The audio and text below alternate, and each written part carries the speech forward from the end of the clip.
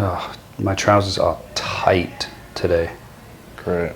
That's going to be the base of our comments. I haven't been going to the gym a lot. You've never gone to the gym a lot. Actually, let me show you a video of this. You'll be pretty impressed by this. If it's anything to do with you relating to fitness, I will not be impressed in the slightest. Check it out. Pumping these fives like nobody's business. Those are the smallest legs to ever enter that gym. All right, why do you pull your socks up like that? Because I'm in business. It's 355 pounds. Boom! Right there. You see that? Revolting.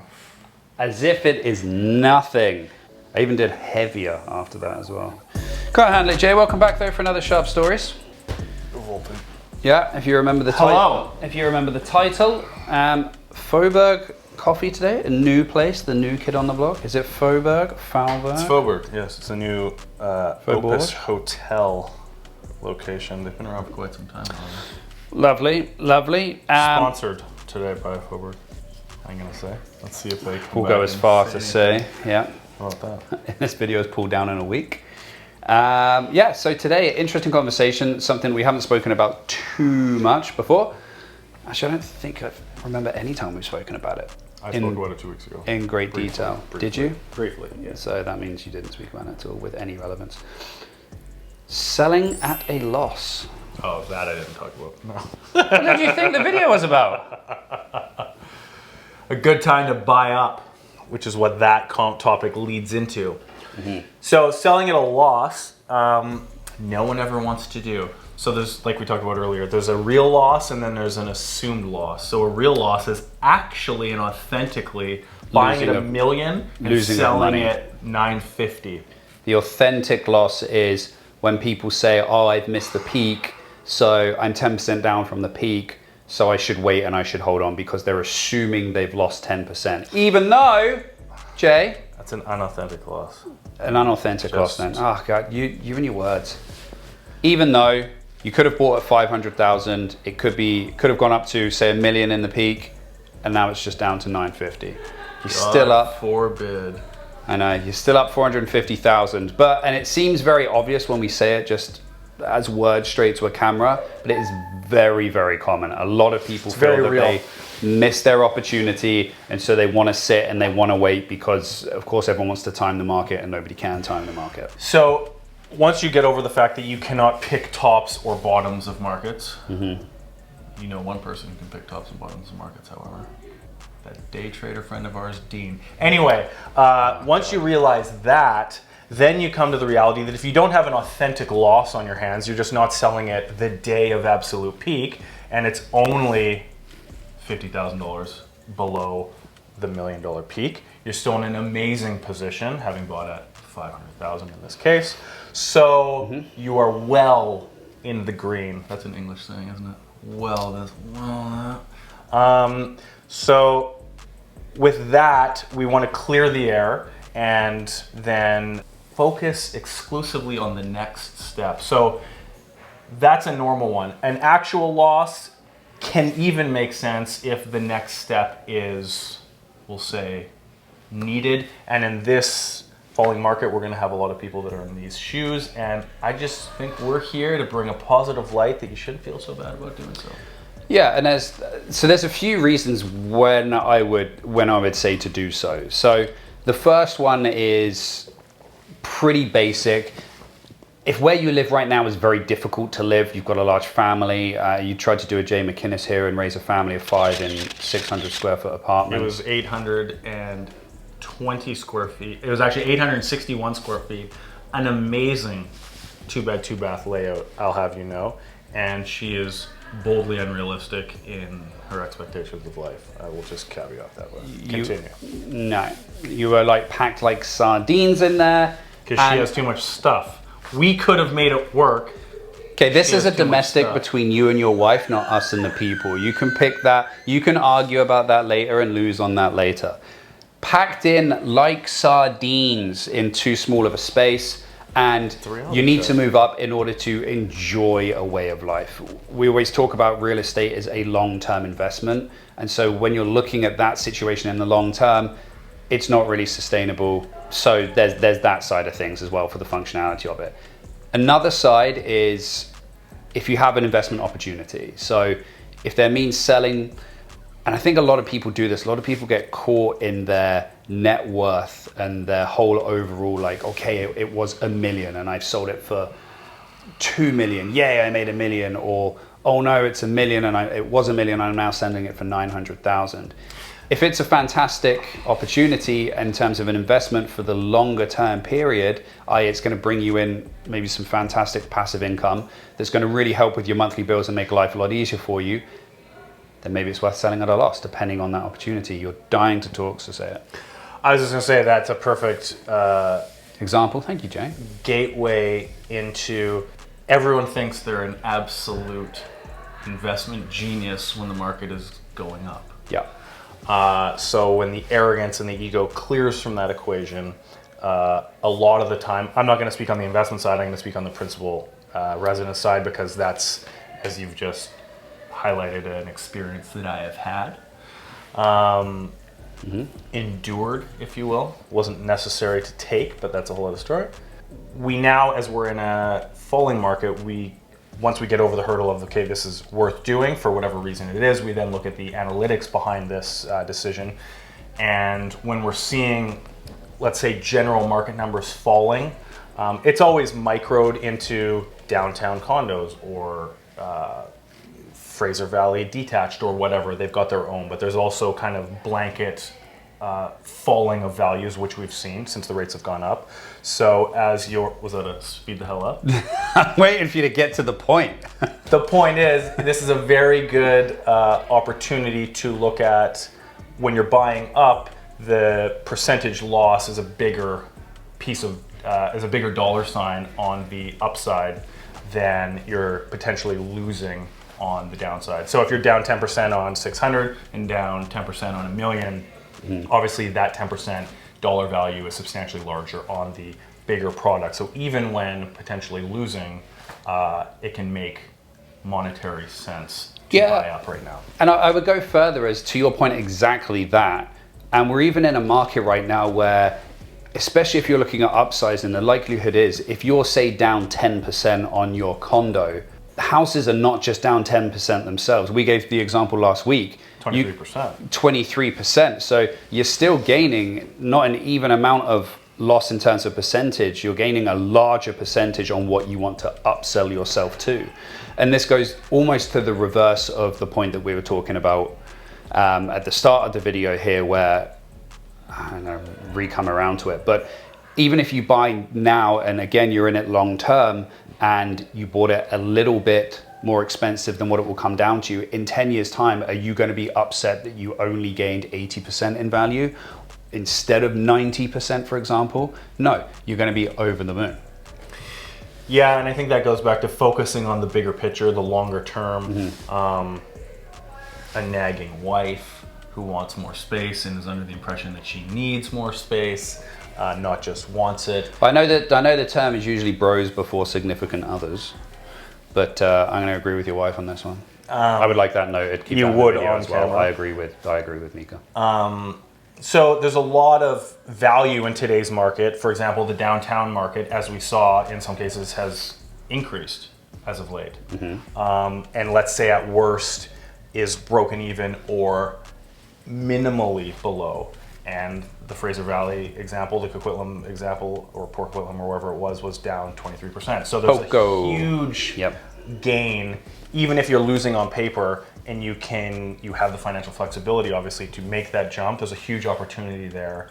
But I think a lot of people are going to stop themselves saying, like, I bought at 600 and now it's only at 575 and then cost, or it's still at 600 and cost, so I'm actually losing, so I'm not going to do it. It's a bad time. If you get one step past that initial monetary kind of argument with yourself, it can be kind of much more appealing. So, yeah. As far as any other situations going, if there's a situation that specifically warrants for selling for less, we're not advocating you should just sell now and just sell for less because the market's gone down. Obviously. It's got to be, you've got to have the return in order to make it done, and you've got to obviously gain on the other end of what you're doing from the selling on this side.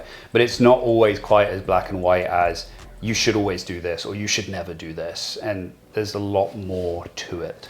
But also, if if the circumstance is pushing that, another kid comes, whatever it may be, sardines we in need a more can. space to amortize out, to look longer term is usually the buffer.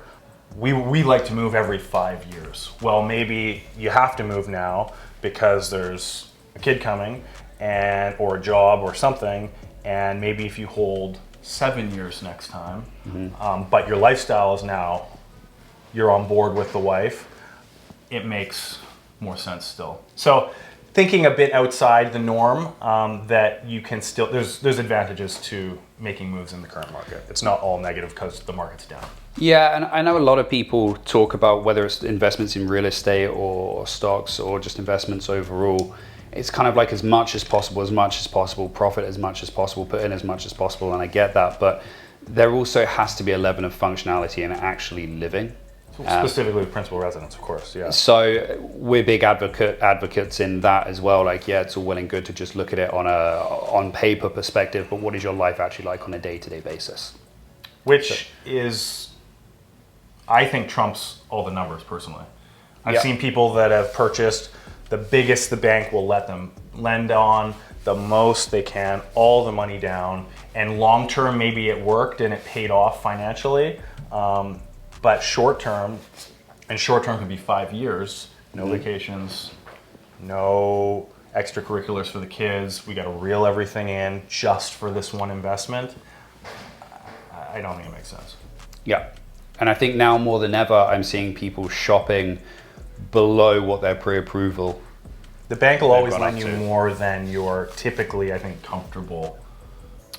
Yeah, but I mean, over the last couple of years, it really was, and the market kind of pushes you there as much as possible. Okay, we're approved to 1.8. Okay, fantastic. Let's get something at 1.8. And we're also seeing if we can borrow money from somewhere so we can get to more. But now you're seeing a lot of people making, I think, more smart and sensible decisions on the purchasing side, at least, of, oh, I'm approved to 1.8, but I don't want to go above 1.5, so on and so forth, which is smart, savvy, one might say, buyers. Especially in the current climate, I think this has shown people that markets do go both ways. A lot of people you start hearing when things have been going one way for a while that it only goes up, right? It's only positive, right? Until it doesn't, and it doesn't because it's a market. It goes up and down, and it has long-winded segments of direction. We could be in a long-winded down segment at the moment. We don't know that, but it doesn't always go one direction. So keep that in mind when you're taking and dispersing, deploying all this money. On a side note, inflation is down, but it's up. It's up. It's down. The overall number is down. What is it? Did it come down to 7.6? 7.6. 7.6. Was it 8.1? Is this stated? So again, I'm going with 15. Yeah. We got a double. Was it 52. 8.1? What was the official number? 8.1 before? I think.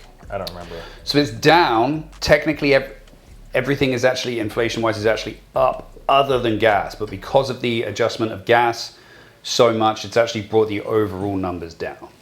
So you're still paying more for your everyday goods, but you're paying less for gas. So, but you're still paying all those gas taxes. You are, that indeed, which in BC they have not given a break on gas taxes like they have in some of the other provinces. I think Ontario have, Alberta have. And that is the reason why I think that they will keep upping rates until... September 7th, I believe, is the next Bank of Canada. I think the majority that anything I've seen thinks is forecasting another 50 basis points, half a percentage. Yeah. I think that's probably realistic. We typically follow the states. I don't think they're going to, I think they're going to say, here's my crystal ball, 50%, this is what happens, okay? Yeah, okay. Bank of Canada, Macklem, blah, blah, blah, sitting on his tower. What are the people expecting here? So he goes on Twitter. Tweeter? Damn right, Tweeter. He checks it all out. All these guys are doing these goddamn polls and all this bullshit. The majority of people are thinking 50. We can get away with 50 because they're already expecting it. Yeah.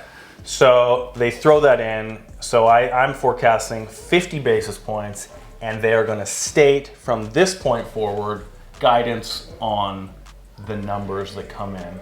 We have completed our progression of rate increases, but if the numbers show that we need to keep doing it, we will. But if they show we need to pull it back, we will. So it's a numbers-based decision moving forward. As we know, the numbers are forever moving, and they will just use that excuse of we're going to be diligent and actually follow and pay attention, whereas I believe that too is a ploy. We are just going to follow what the goddamn States does as usual because that's the easiest thing to do. I'm just going to wait for Musk to buy Canada. Ugh. I'm Elon Musk. Are we gonna have some fun today?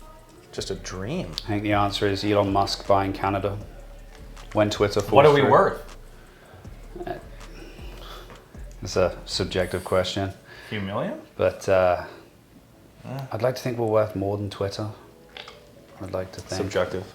But yeah, I do also think it's going to be an increase. I'm leaning. What's your crystal ball saying? I'm leaning towards the 0.5. You can't say the same. I can, because that's what I think. I don't think they'll do 0.75 because 0.75 is very aggressive.